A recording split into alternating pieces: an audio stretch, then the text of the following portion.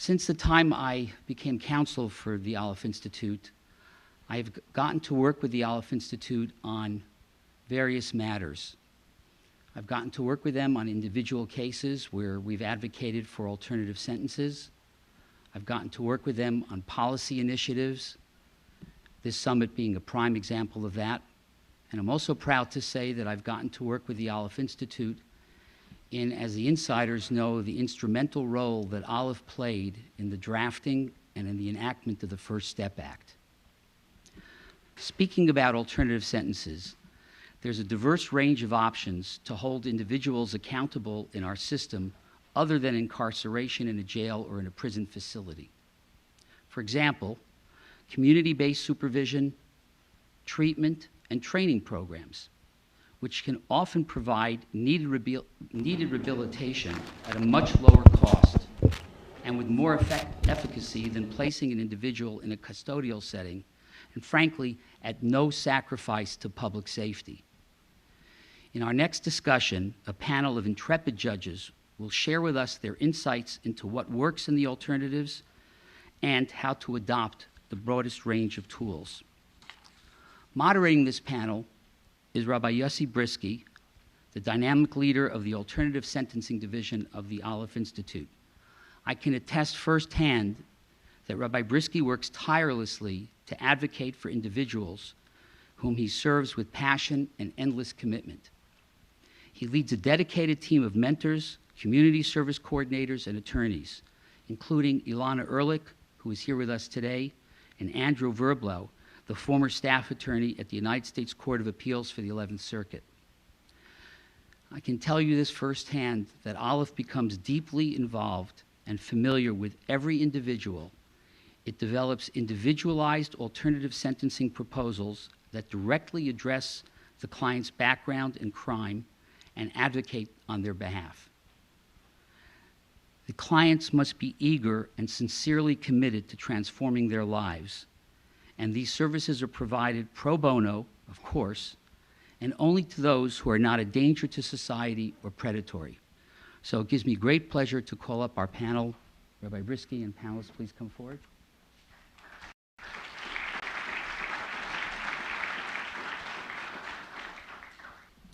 Good morning.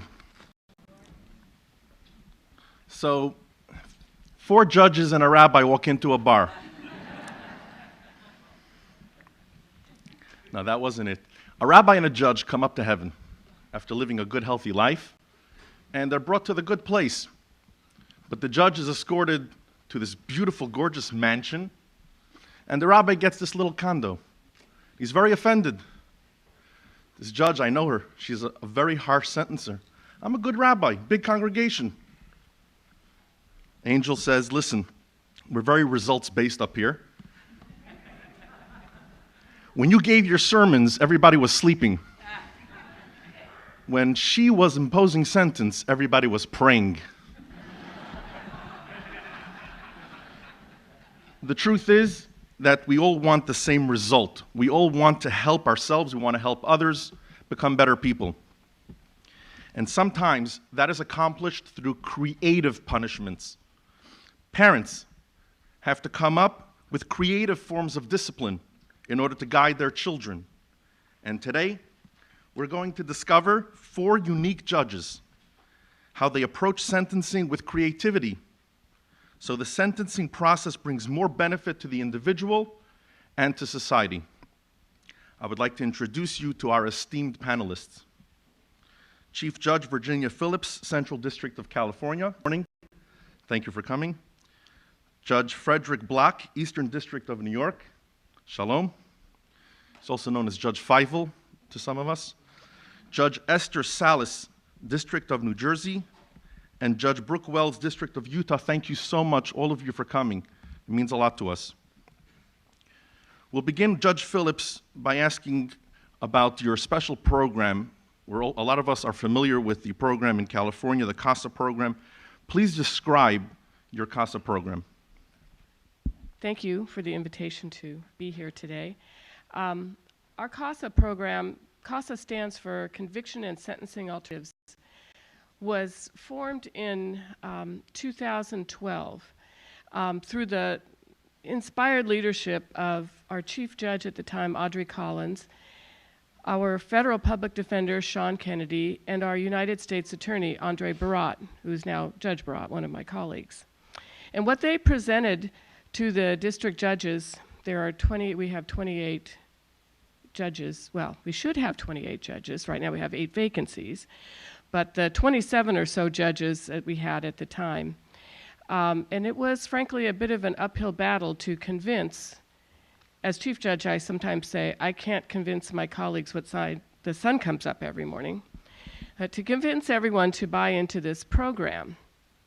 And what we do through the CASA team is to identify persons who have usually, but not always, a rather minimal criminal history, and most importantly, that there is an underlying problem that led to the criminal activity for which they're now facing charges.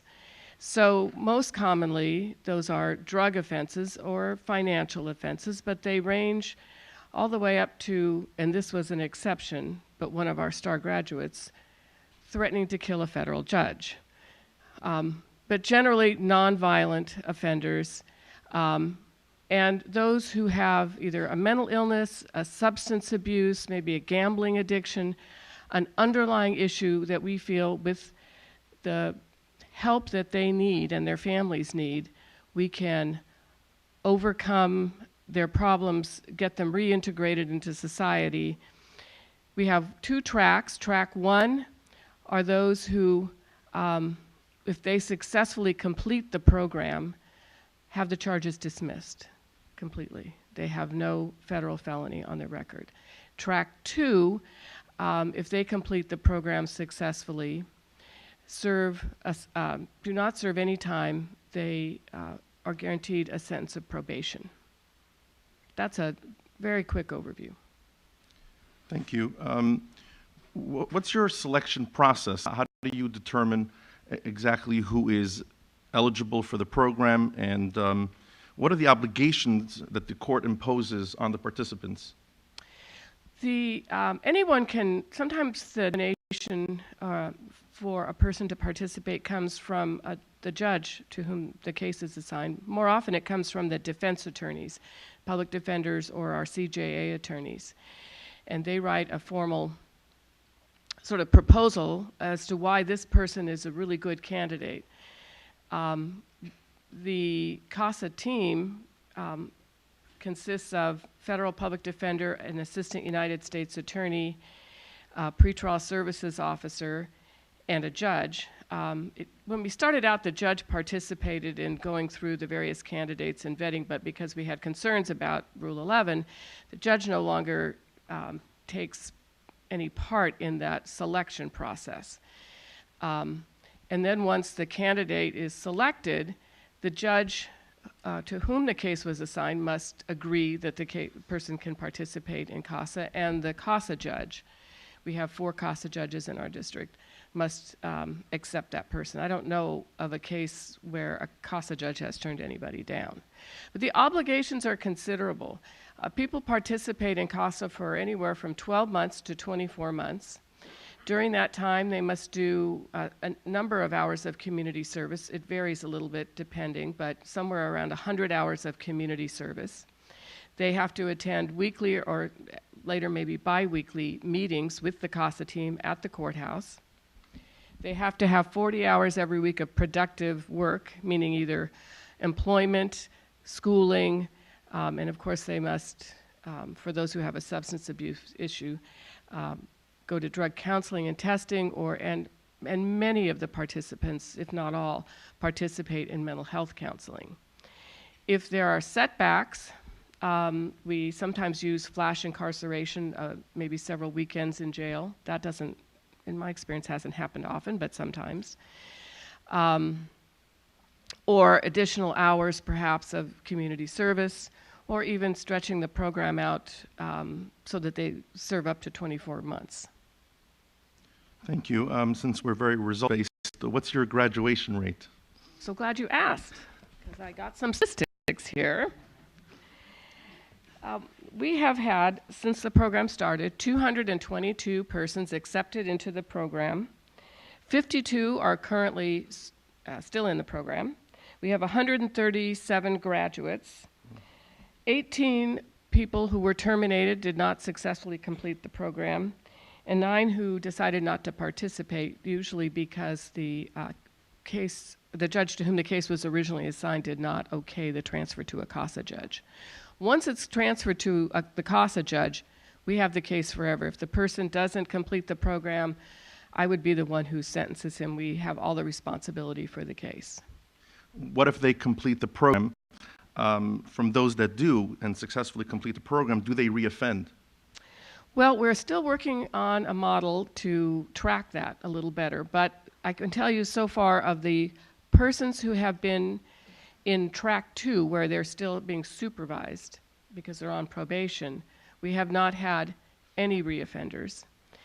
The persons who are in track 1, I mean, their charges are dismissed. We don't have a way of tracking them, although many continue to stay in touch with the pretrial service officer. They come back to the graduations for subsequent classes, and we only know of one person who has reverted to drug use.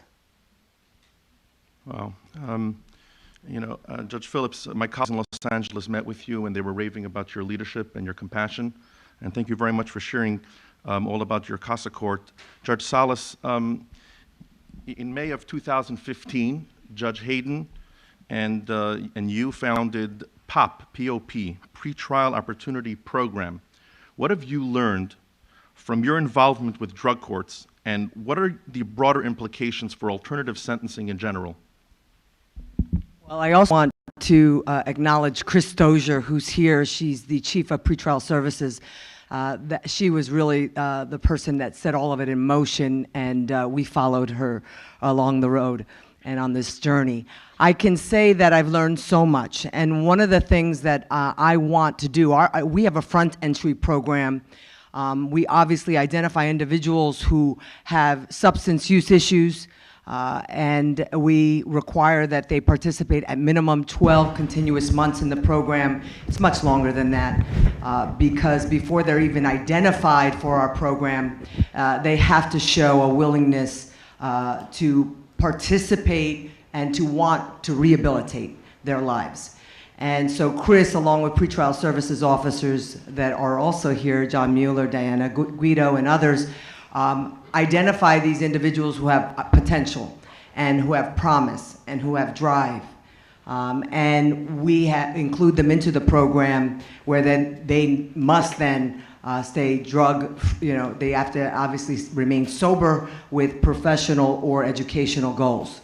So what did I learn? Well, I learned that a lot of the individuals that we are sentencing on a daily basis have needs, have issues, and quite frankly, we need to start doing a better job in trying to identify what we call now and is up and coming ACEs, adverse childhood experiences. And I am going to encourage everyone in this audience, if you have not seen it, I'd like you to look up Dr. Nadine Burke-Harris, a YouTube video, and if you just punch in her name, she's going to talk about what is this phenomenon called ACEs. And many of the population, many of the people in the population we are sentencing, I think if you had to score them, would score 4 and above. And I don't want to make this into an ACEs segment on my part, but I want to tell you that because of a program that I attended a few years back, and I know Judge Gertner's here, the Harvard program, I learned about neuroscience. I learned about what it takes to understand this population. When we're talking about individuals we're sentencing, they begin, and if they did, and look as a judge, for the judges in the audience, look to see when the onset of drug use began. If your defendant started using drugs before his or her brain was fully developed, they've damaged their brain. Now, it's not irreparable. Cognitive behavioral treatment has made strides in combating some of the damage that has been done. But when we talk about telling a defendant, you are going to go to jail if you don't do X, Y, and Z. Well, depending on when this individual started using drugs, depending on what trauma this individual has experienced. You know, all too often, we say that we send men and women to fight battles, and they engage in war, and they come back with something called PTSD. And we understand that. It's not hard for us to really comprehend that.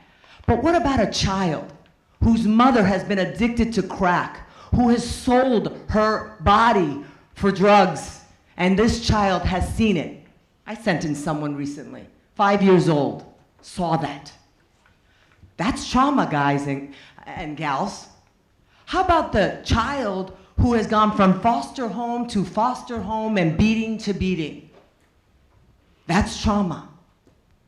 And that is post-traumatic stress. And there's something that physically goes on with these individuals. And if you watch Nadine Burke-Harris, she'll explain what goes on. And so when we're approaching this population, Rabbi, we have to understand the individual we are dealing with. We have to try to understand the individual we are dealing with, and we have to try to come up with an individual approach, not only on sentencing, but on supervising pretrial and post. And so I have learned so much from being a drug court judge. I have so much still to learn. But I can tell you that thanks to Harvard, thanks to the opioid symposium that my district put together last year, and Dr. Marlowe, if you haven't watched his video, also YouTube that. Dr. Marlowe will tell you about the effects that drugs have on the brain, and that 28 days is a joke if we're talking about addiction. 28 days does nothing, especially when we're talking about opioid addiction. We need to start creating long-term programs that are going to address these individuals' needs. And so I do know, and I agree with Judge Fogel, that some of these ideas that we have, we've come up against some problems, economic problems. How do we roll this out? How do we encourage our colleagues? If you're a prosecutor, your fellow prosecutors. If you're a defense attorney, your fellow colleagues as well. If you're a judge, your colleagues who are just used to doing things a certain way and are resistant to change. But I'm here to tell you that we have to do something. We cannot jail our way out of this problem. And so everyone in this room, I'm going to also just encourage everyone in this room to start incorporating a change within your own professional life. For me, it's education. For me, it's collaboration. I approach a sentencing, I want pretrial on the phone if they can't come in person. That pretrial officer who supervised that defendant, how was the defendant on supervision? What are the problems that you identified? What are the things I need to be looking out for? I want my probation officer, the individual who wrote the report, but also my liaison in the District of New Jersey. And I want to talk to the AUSA. I want to talk to the public defender or the defense attorney. And I want to come up with a sentence that is sufficient but not greater than necessary to address our concerns. And I can tell you that if anyone says, well, these programs, it's soft on crime, we're talking about avoiding recidivism, protecting the public. And how do you do that? You do that by addressing the problem, the mental health problem, the substance abuse problem, the cognitive issues that are apparent by reading a pre-sentence report. There's changes I've made. Many more I still want to try, but we have to try. Thank you. Thank you, Judge Salas. I'd like to circle back. I'd like to circle back to you at the end, during the discussion, and also to Judge Phillips, and hear more specific success stories that could inspire us today. For now, I'll go to Judge Wells. In 2007, you implemented and have presided over the first federal mental health court. I guess in your neck of the woods you call it RISE, R-I-S-E. If you can tell us more about that. I know you also implemented and have presided over the district's RISE drug court, and those are 2 of the 5 specialty courts in the District of Utah. Why is a mental health court important as a sentencing option? Let me go back a minute, though. My interest in mental health and its relationship to individuals began with my representation as a public defender of a man whose name was Burnt, yes, B-U-R-N-T, Murphy. Mr. Murphy, who suffered from mental retardation, not mental illness, was found not guilty by reason of insanity of the rape of a young woman who had been at a state training school with him. The problem with that is that he was not mentally ill. He was mentally retarded, a term that we don't want to use now, but was in fashion at the time. At the time I was appointed to represent him, he had served 27 years at the state mental hospital where he had been treated by the use of psychotropic drugs for a condition that was not a mental illness, but rather a condition. After we successfully allowed Mr. Murphy to step out of that circumstance, the state of Utah was ordered to provide him services to reintegrate him into the community. Unfortunately, a person of his situation who had spent 27 years in a state mental hospital, that was not an easy fix. And he was given his own group home in the county where we live, at great expense to the state of Utah. That was a travesty, and I knew it. And thus began my road to helping those with mental illness or such similar circumstances. I became a magistrate judge in 2003, and in 2007, we adopted not only the drug court model of our state, but our state's mental health court model. We named it RISE, Reentry Independence Through Sustainable Efforts. In that program, we have accepted, and we're a back-end program now, but the circumstances are somewhat simpler.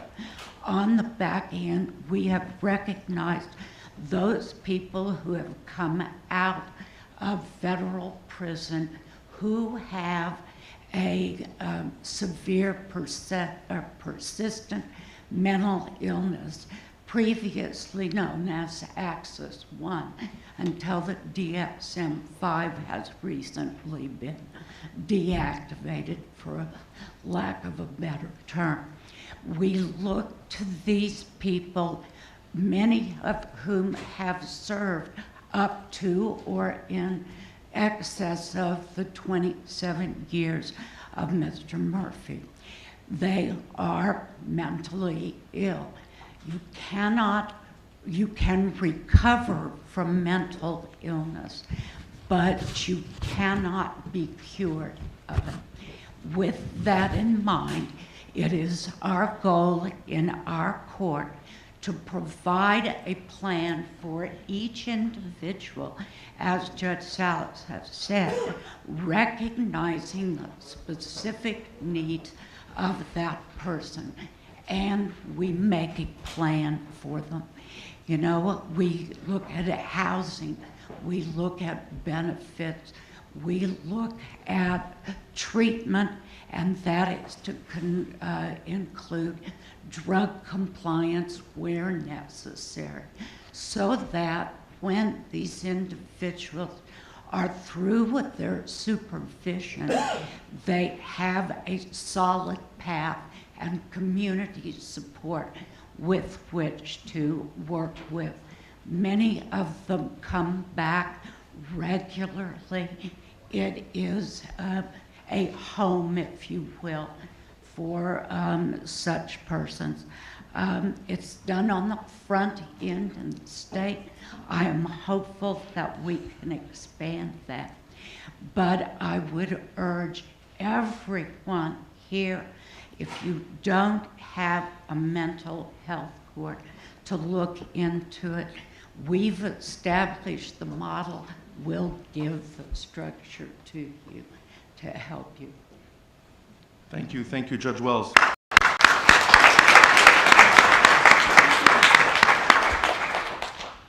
Judge Block is the author of a new book. It's hot off the press, and it's available at the book booth by the refreshments at a discount. The ABA loves this book, so it must be good. And it's called Crimes and Punishments: Entering the Mind of a Sentencing Judge. It says, go into the judge's private thoughts and doubts as to whether the right sentence was imposed. Essentially, Judge Block is inviting all of us here into his mind, and anyone who purchases this book, maybe he wants us to get out of it at some point.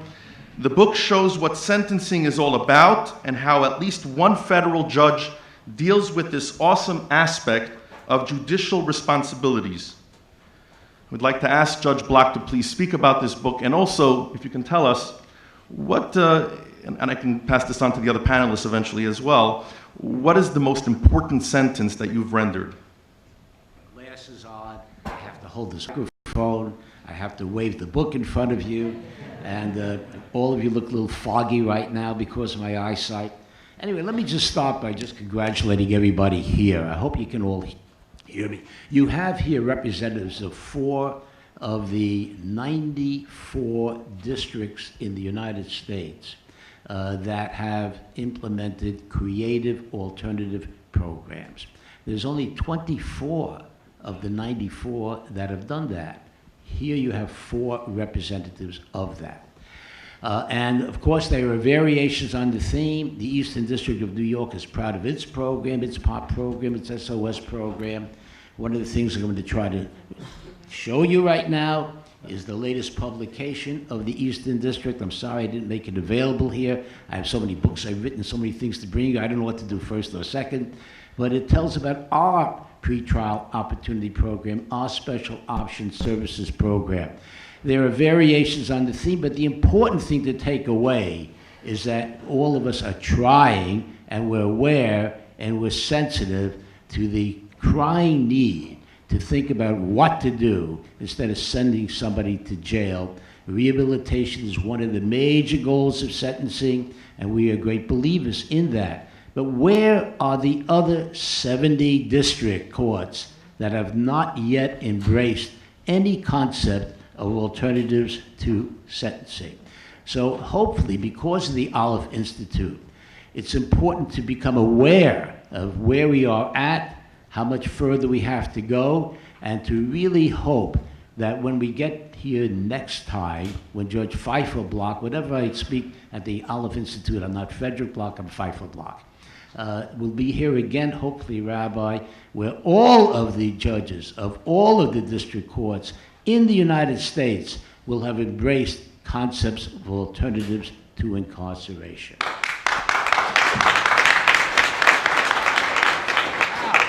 For this wonderful book. So this is literally hot off the press, and I don't have copies here because it just came out last week. But I do have my wonderful law clerks at the desk where books are being shown. If anybody is interested, I'm not here to make money. I'm here to just make available to you things that I feel strongly about A lot of it is expressed in this book.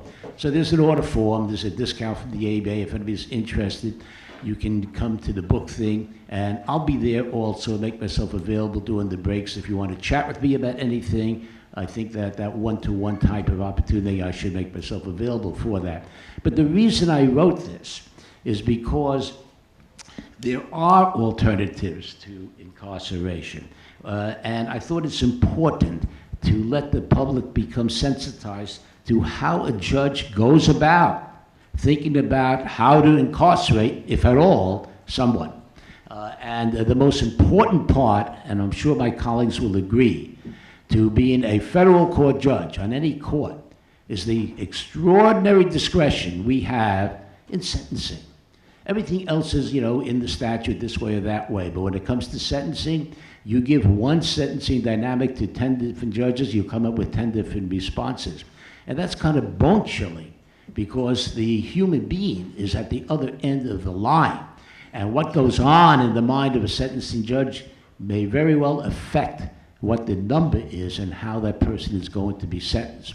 So I try my own little Joycean creative style to tell you about what goes on in my mind. The subconscious, I can't control that. But I'm sure that some of my stories that I tell in this book have entered into my subconscious and impact the sentences that I've imposed. The conscious I'm aware of, the subconscious I'm not. So I think we have to be honest with ourselves and recognize that we're not all similarly situated, we're all separate human beings from different socio-cultural environments, and that is the real process that we engage in. So I think this is going to be something which you might enjoy. Now, the reason why I'm waving it in front of you, well, twofold. First of all, if you want to come and meet me at that little place where books are, can be ordered, you can also rummage through 2 other books I've written. And they're not for sale here. You can get them on Amazon if you want, but I don't have books. I'm not here to sell books. One is called Disrobed, an inside look at the life and work of a federal trial judge. And once again, it's designed to reach out to the public, to humanize the judicial process. And that's what that book is all about. And that was written several years ago. And we got very good reviews on it. The President of the United States at that time, who appointed me to the bench, gave me a wonderful blurb. I'll be seeing him tonight at an affair. Then the other book is called Race to Judgment, and it's my reality thriller book. And it talks about things in the context of telling the stories that are wonderful page turners, about wrongful convictions and a lot of good stuff. But it's in the process, I gotta say this, of being written, a script is being written for a TV series as we speak. And the scriptwriter is the one who wrote the movie, The Black Swan. So we got a real live wire here. And for sure it's gonna be better than Games of Thrones. I never liked that anyway.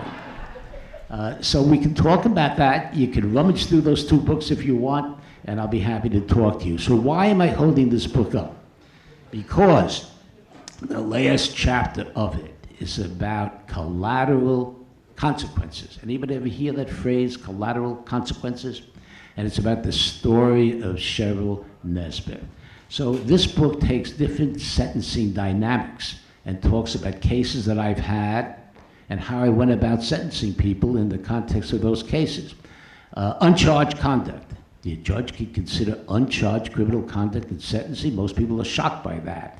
Acquitted conduct. We can consider acquitted conduct if we want to do that when it comes to sentencing. The power of the judge is enormous.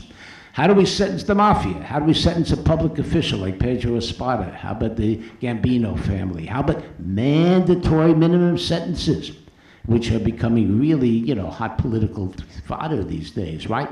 We have no discretion when Congress decides to be the sentencing judge. We write about that in the book. There should be some awareness. Do you approve of that? Who should be the judge, Congress or the judge? I don't like mandatory minimum sentences because it takes my discretion away from me. Congress is sentencing the defendant. We talk about that in the book.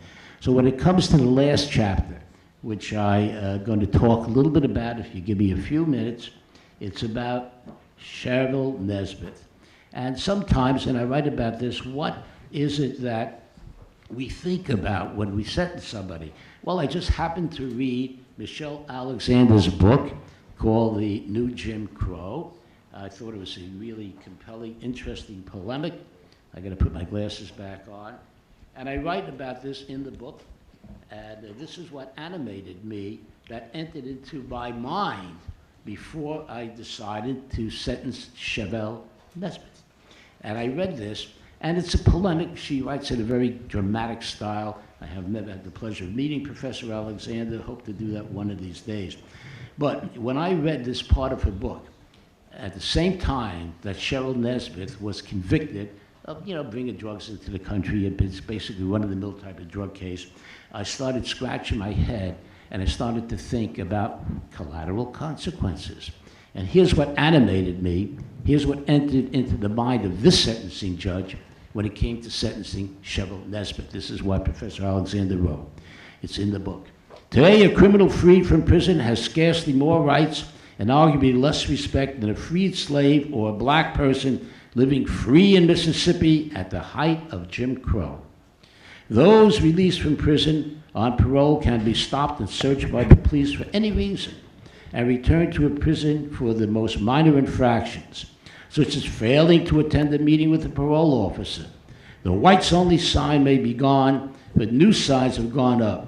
Notices placed in job applications, rental agreements, loan applications, forms for welfare benefits, school applications, and petitions for licenses, informing the general public that felons are not wanted here. A criminal record today authorizes precisely the forms of discrimination we supposedly left behind: discrimination in employment, housing, education, public benefits, and jury service. Those labeled criminals can even be denied the right to vote. I said, wow. So it's piqued my curiosity, and I had my law clerks do a little research, and I was astonished to find that in the United States today, when somebody leaves the prison system and supposedly is free to embark upon their rehabilitative life, there are over 170 federal collateral consequences, and the lawyers and the judges don't have a clue. And statewide, each has about 1,000, so there's about 50,000 collateral consequences that these poor people have to deal with after they're supposedly freed and embarking upon their rehabilitative life. So I wrote about this, and I checked on Cheryl Nesbitt, and she was convicted of bigger drugs, not a good thing. And when it came to sentencing her, I decided an alternative sentence was appropriate, and I did not sentence her because I realized that she was subject to all sorts of collateral consequences. She wanted to be a teacher. She no longer could be a teacher. Public housing was not available to her. The right to vote, the right to drive. Unbelievable.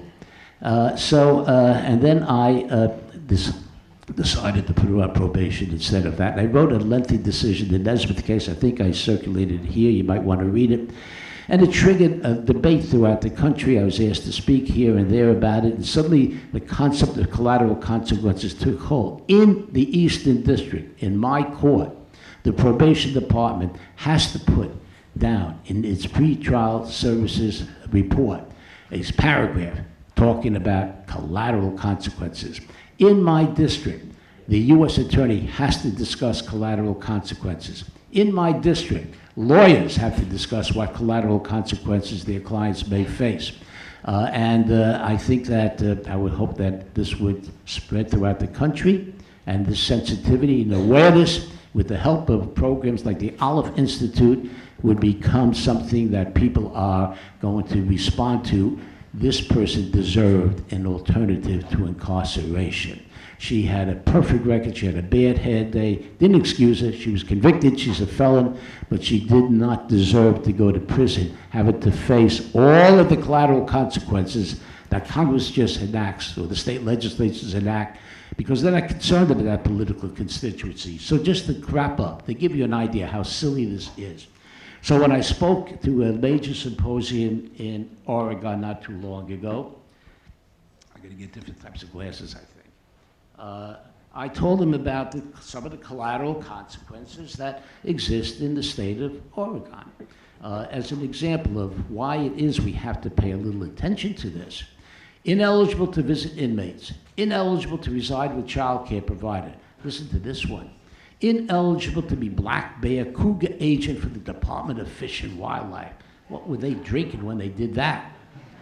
sanctioned provider of Oregon contraceptive care, sanctioned breast and cervical cancer program provider, ineligible for court interpretive certification, ineligible for telemarketer registration, deny, suspend, revoke massage therapist license, that may not be a bad idea, ineligible to receive free appropriate public education, ineligible for acupuncturist license, landlord can deny apartment rental based on criminal conviction, so on and on. 709 collateral consequences affecting employment opportunities in Oregon. That's pretty much the same in every state.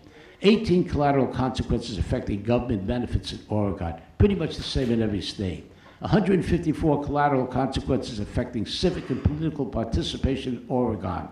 44 collateral consequences affecting housing in Oregon. I dare say that most of you in this room probably don't have a clue, shocked to hear about this dynamic, because Congress and the state legislatures don't care about this constituency. They're not even allowed to vote in many cases, right? And they just tack on these collateral consequences. The Supreme Court recently declared one unconstitutional, but we have a long, long way to go. There are some reform measures that are in the winds. Some states have adopted some legislation that would give people the opportunity to really manage and deal with these collateral consequences. But my purpose in coming here today, in addition to selling a couple of million books, of course, is to make you aware of the two things. We need the other 70 districts in the United States to embrace the types of alternative programs that's represented here, and we need the entire judiciary and the entire legislature to be aware of the danger of collateral consequences. So that was the most compelling case that I have ever had. I think that's the most important case because it has the biggest reach and the most value, perhaps. I was glad to put that in as the last chapter for this wonderful book I wrote, and it's such a pleasure to have the opportunity here to be invited by the Aleph Institute, who is doing this magnificent work and making people aware of so many important issues that we have to deal with as judges throughout the country. Probation officers, lawyers, everybody is on the same page here. We have to always be mindful of where we're at and where we should strive to reach and to go to. So thank you for the opportunity to speak to you today.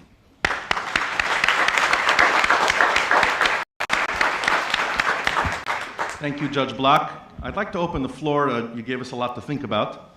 And at this point, Judge Phillips, perhaps if you can tell us a little bit more about some of the success stories or anything else that you'd like to share with us, please. There are several wonderful success stories from our program. I'll start with the unusual case of because this is not somebody that we expected to accept into the program, but a man who was accused of threatening to kill a federal judge. So the credit for getting him into the program lies largely with the magistrate judge before whom he made his first appearance, because Judge David Bristow really saw the human being behind this crime. This was a man who was a veteran who'd served several tours of duty in war zones and was very badly disabled, both physically and emotionally. And when he went to the VA one day and had a difference of opinion about his benefits, and a case that had gone before an administrative law judge, he threatened to kill that judge. He had gone off his medications. He was bipolar. It turns out we let him into the program. It was our very first year of the program. He was one of the best participants. He was older than a lot of the others that year in the program. And at the weekly meetings, he shared a lot of insights into what he had gone through and where he wanted to go. He had a 9-year-old daughter. He was the primary caretaker. So he didn't work outside the home, but his wife did. And at graduation, when he came and spoke about the program, his daughter came with him and his wife. And he said what I now know most participants say at graduation: this program saved my life. I'll never go off my meds again. And it's enabled me to raise my daughter, to be a functioning member of society. I got the treatment I needed. He was at first hospitalized in the county jail when he was first accepted in the program. He was still in the hospital. And I was the CASA judge, so I inquired about whether he was getting the treatment. He told this story at his graduation of how all of a sudden he kept telling people he needed his the medications that he had for his depression and so forth, and no one would listen to him. And all of a sudden, 4 marshals came into his hospital room and said, "There's a federal judge that wants to know if this man's receiving the treatment he's supposed to be receiving." And guess what, he said, from then on, everybody took care of me. And the sad thing is that that's what it took. But he made a complete turnaround in his life. And it was really inspiring. The other person I'll talk about was a young woman who had been involved in a very small role in a drug trafficking case. And as part of the program's requirements, we have this community service component, but it's not picking up trash on the side of the freeway. We really try to make it something that's meaningful for each person, whether it deals with maybe the kind of victim that suffered from the same sort of crime, or one of their interests. And so many of the young people in this program, they've never even thought about having a job. They never even thought they could have a job. They don't know anybody with a job. So this one young woman who had done very well in the drug treatment aspect of it, but has never worked, she got a job at a veterans home.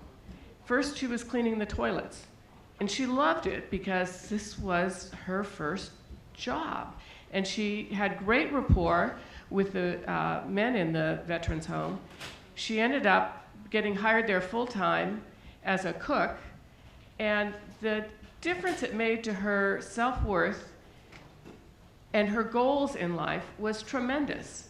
And at the graduation, we require all of our graduates to get up and speak.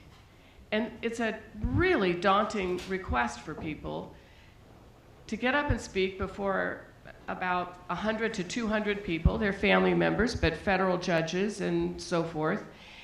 And they all manage to do it, and they usually say the same thing. If I'd only had this help, thank God I've gotten this help because, now I'm on my way to an education. I understand what it's like to be able to work and support my family. And I know what I faced, and the alternative was time in prison. And as a small side note, in addition to saying this program saved my life, I know Raul Ayala, who's here and is one of the public defenders who's been instrumental in this program. They also say, I have a whole different view of the federal government. This program, this was the federal government trying to help me. And so for those who are in track 1 and are going to get to vote and really participate in civic life and not suffer all those consequences that you've talked about, it makes them into active citizens in a way that I don't know we even intended as a consequence, but is a really wonderful consequence. Thank you. Judge Salas, if you have...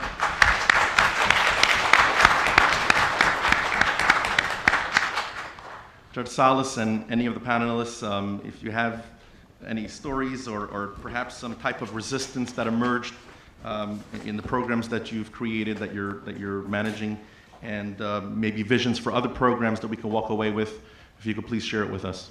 I think any of the individuals that are now, we call them candidates, and then we transition them, we sentence them to probationary sentences, no matter what their exposure is.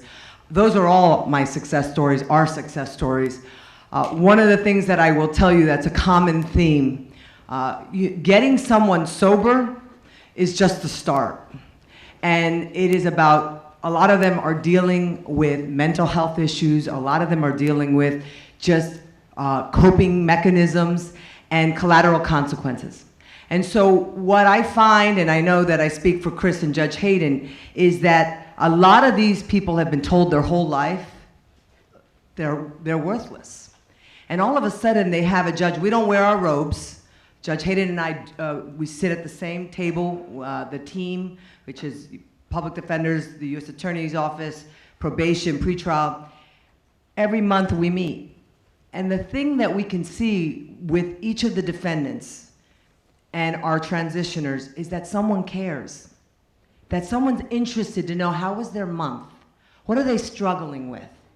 And we have one individual, Daquan, who is a success story. He was severely addicted to opioids, got involved in a large opioid distribution ring, was facing many, many years in jail. And Daquan now got his first apartment, has not one but 2 jobs, is also participating with helping individuals, collecting clothes. Daquan is someone that, in one session, I'll never forget this, Chris, and I know I speak for both of us, when he said, this was the first time anyone cared about me or about what I was doing. And it was really hard, he said, for me to think I was worthy of any of this, because he kept getting Employee of the Year, or Employee of the Month, and he would get gift certificates, and he'd get, from the company he was working for, and the general manager of the company wants to send him on all these conferences now because she's grooming him to become someone within the company. And he said at first he was so resistant to it because he didn't know how to accept any accolade. A lot of what we're dealing with is people need to be seen. They need to be encouraged. And yes, at times they may need to be, we do flash incarceration as well, and in one particular success story, we had to put him in for 2 weeks. And he was reminded of what it was like, and he came out and he just turned his life around.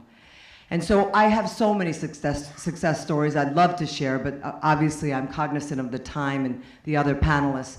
The only thing I would say to everyone here is that when we approach alternatives to incarceration, we need to think about, again, the individuals, the population we're dealing with, and remember that sometimes just a little compassion, just a little time makes all the difference.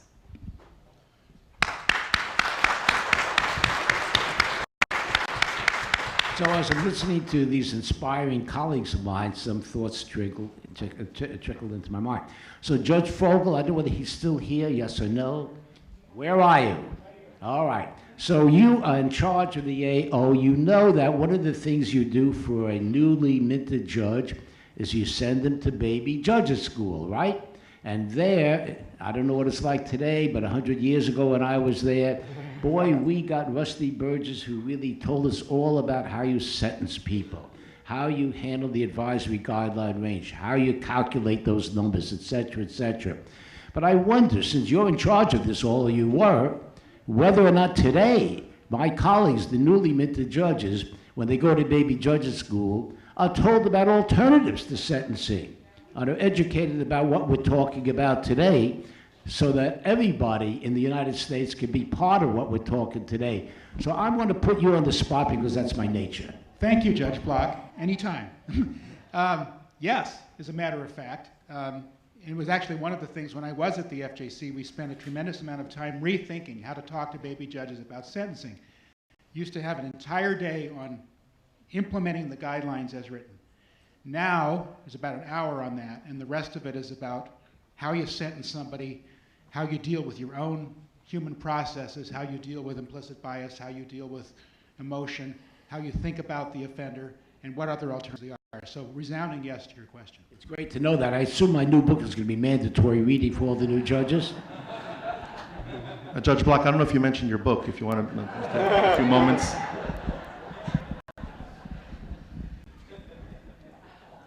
Judge Wells, if you can please, anything you'd like to add?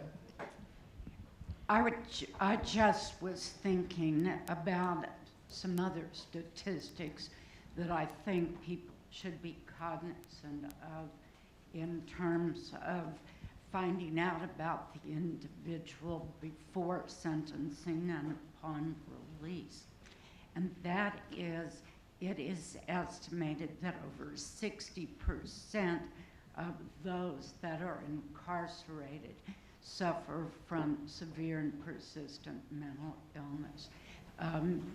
The incarceration has become the de facto alternative to any kind of community treatment.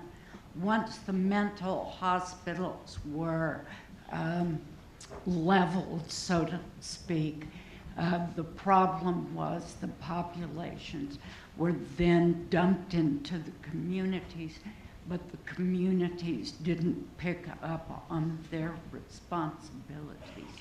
So I don't think we should ever be in the position of returning them to a custodial place where there is no treatment, if there are community options available, and we must push for the creation of them.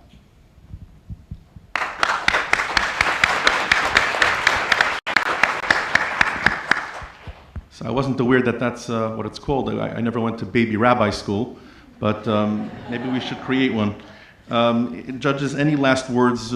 We have just a few minutes left. If you can just, a minute or two, let us know something we could walk away with. Judge Phillips?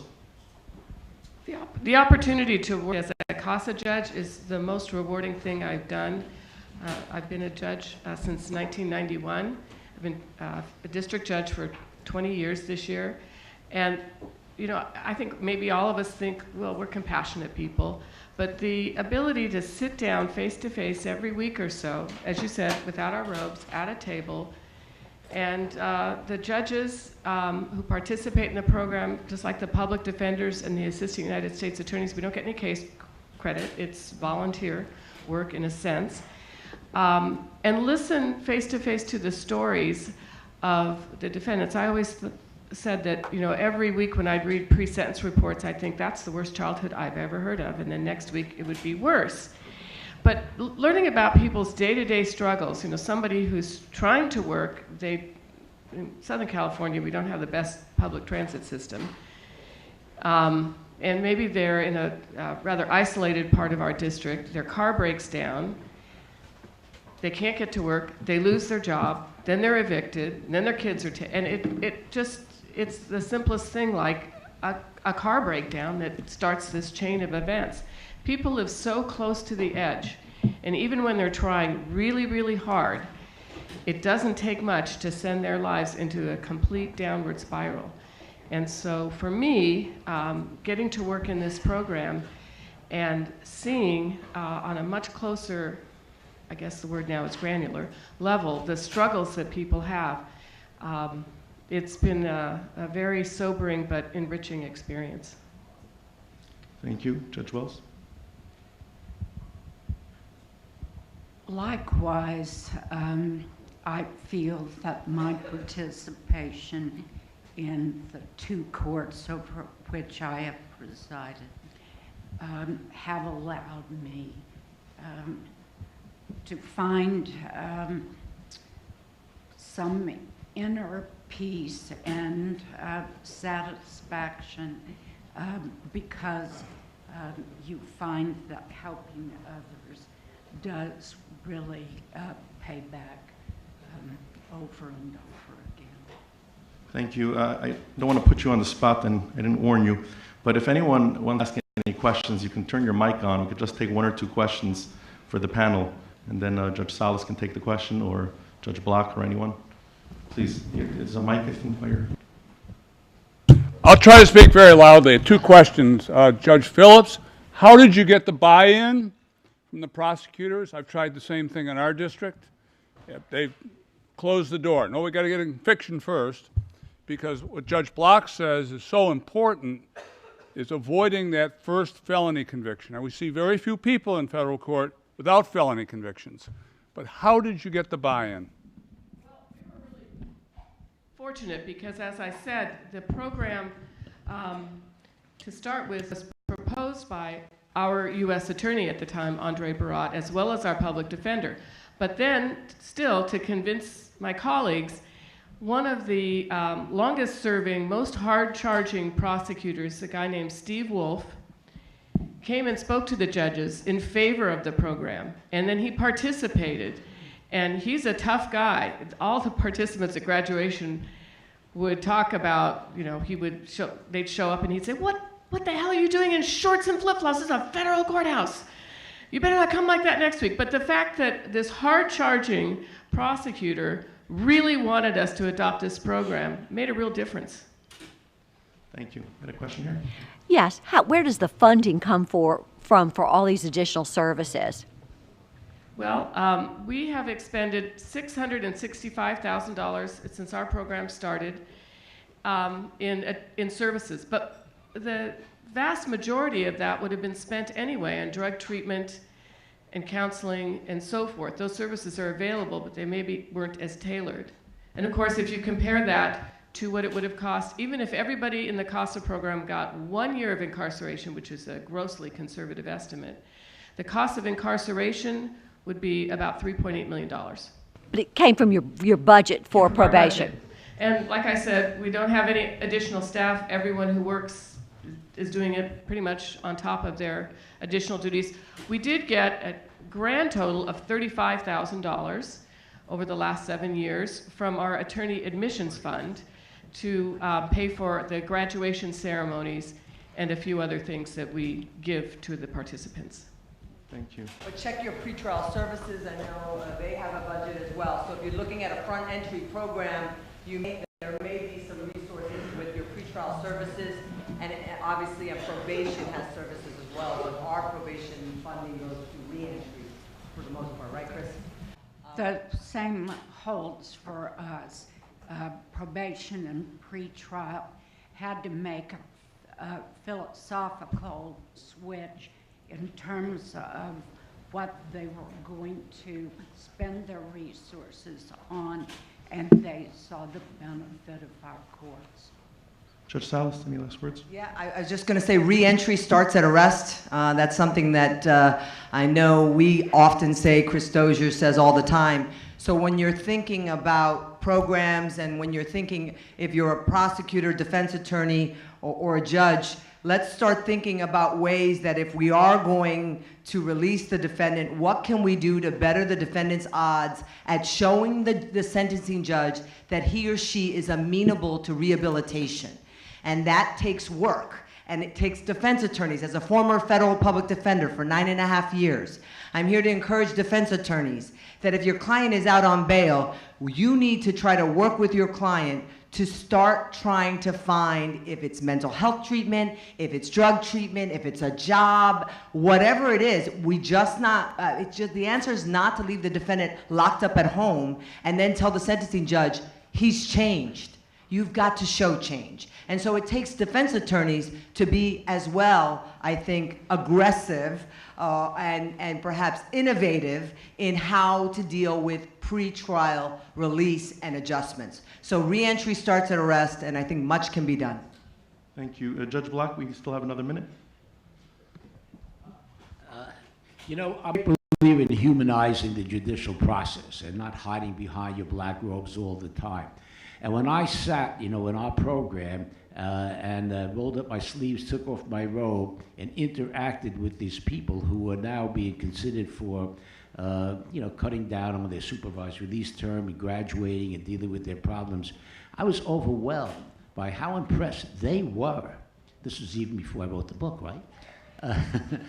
With the fact that there was a judge sitting with them around the table without a black robe on.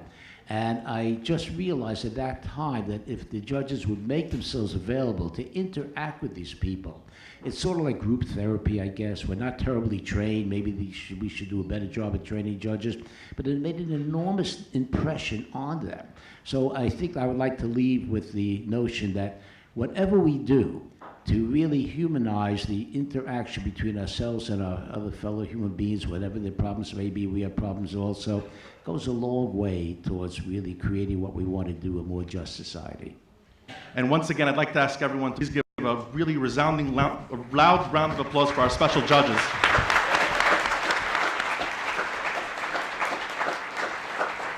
Wasn't that an inspiring panel? Really, I think one more round of applause is well deserved.